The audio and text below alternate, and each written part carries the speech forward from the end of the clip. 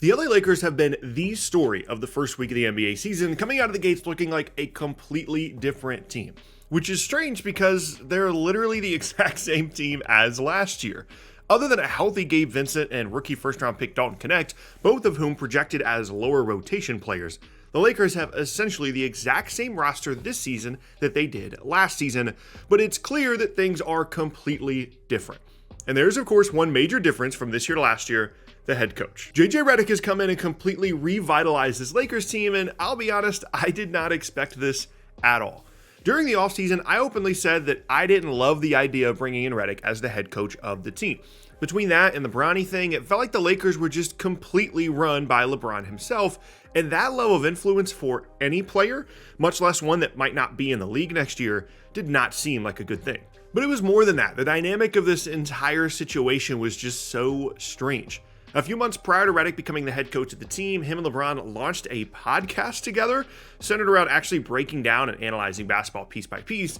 And the funny thing is, a lot of the stuff they discussed and agreed on during the podcast is now showing up on the floor. But seriously, I did not think that this would go well at all. The dynamic of having LeBron's podcast co-host and clearly hand-picked guy as the head coach of the team just should not have worked. But it absolutely is. So why is this happening? How is a coaching change making this big of a difference? Well, a good amount of it does have to do with who Redick was replacing. But first, I'd like to thank the sponsor of today's video, Southern New Hampshire University.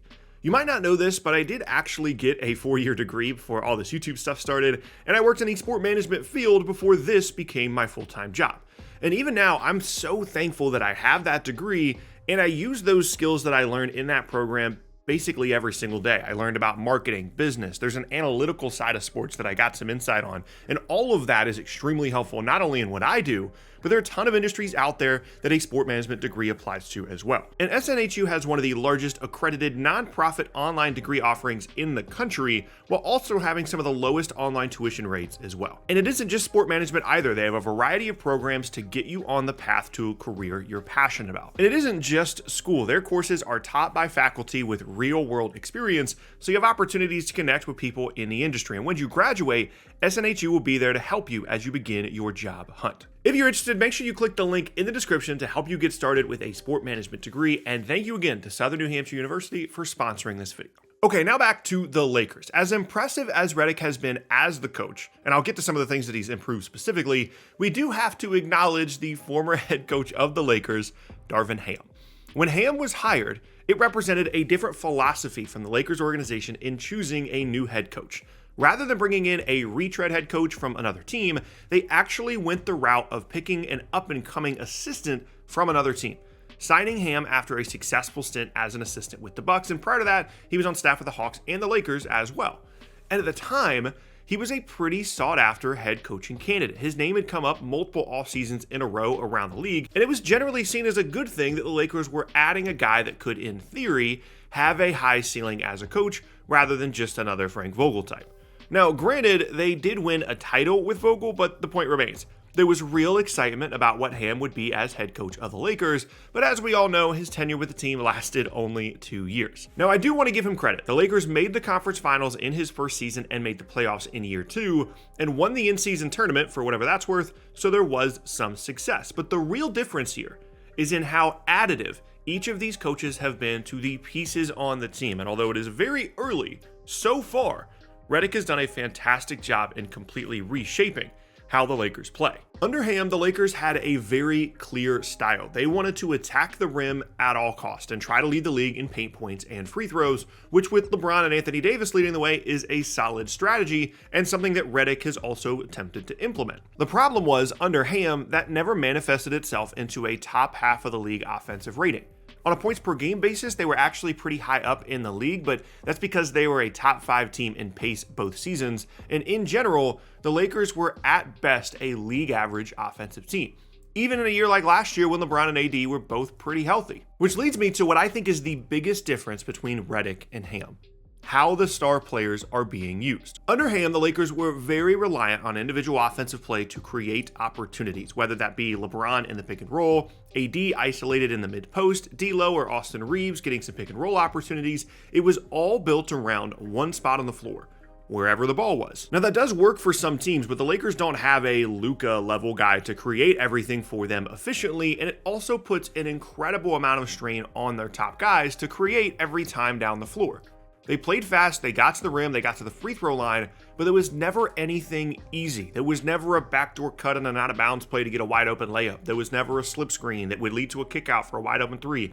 It was all on ball creation all the time. Meanwhile, everything I just said could not be more of the opposite of what the Lakers are now under Redick. The most public aspect of what he has tried to do with this team is centered around them taking more threes, and although they are much more intentional in hunting for threes this year, there isn't actually a massive statistical difference in the amount of threes they're generating this year compared to last year, but there is a huge difference in the quality of offense they are creating this year.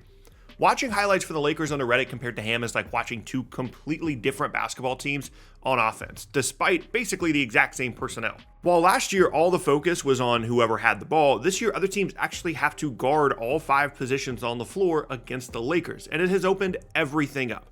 They're using AD as a facilitator from the elbows at times. Same thing with LeBron. They'll run inverted pick and rolls. They'll have split actions on the weak side of a post-up. All of this is really good modern NBA basketball. And what that does, as guys get more comfortable and confident, is it creates even more motion and movement. Once a team gets in the rhythm and routine of always moving, they're always looking for easy opportunities to make the defense have to continue to guard. And at that point, you aren't even running offense anymore. You're just playing with motion. There are a lot of possessions this season for the Lakers where they start with some kind of action, and then after 10 seconds or so, it's just movement, and suddenly someone is getting a wide open dunk or three. It is everything that the offense wasn't under Darvin Ham: free-flowing, confidence-building, and inclusive. Now, there are still plenty of things to improve. JJ himself has said that they still are not getting up enough threes, and as of this recording, they're actually bottom 5 in the league in three-point attempts, but the looks that they are generating are generally very good. Also, defensively, there are plenty of issues, but a lot of that is due to some personnel issues because they're a pretty small team outside of LeBron and AD, and they're relying on smaller guys to be the de facto wing defenders like Austin Reeves, or guys that are still getting up to speed in the NBA like Dalton Knecht. And I'd expect the Lakers to explore adding a 3-and-D wing at the deadline if they continue to play this well to shore some things up. But overall, this has been a massive success. And honestly, I think a big part of it too is just that it's something new for these players. The message of Darvin Ham probably just got old for these guys, and hearing a new voice and new ideas, especially when they are winning and playing well, is clearly working. That doesn't mean that they have their coach of the future or the Lakers are real contenders now, and it's very early, but the signs are very encouraging. Which brings me to my final point. What does this mean for the future of the Lakers? Is Redick the missing piece to unlocking one last deep playoff run for LeBron's career? Will they be much more active at the trade deadline and adding a star, high-level wing because of the success of this team? Will LeBron be rejuvenated enough to play 2 or 3 more seasons with the Lakers? All of this seems to be on the table just because of the coaching change from Ham to Redick.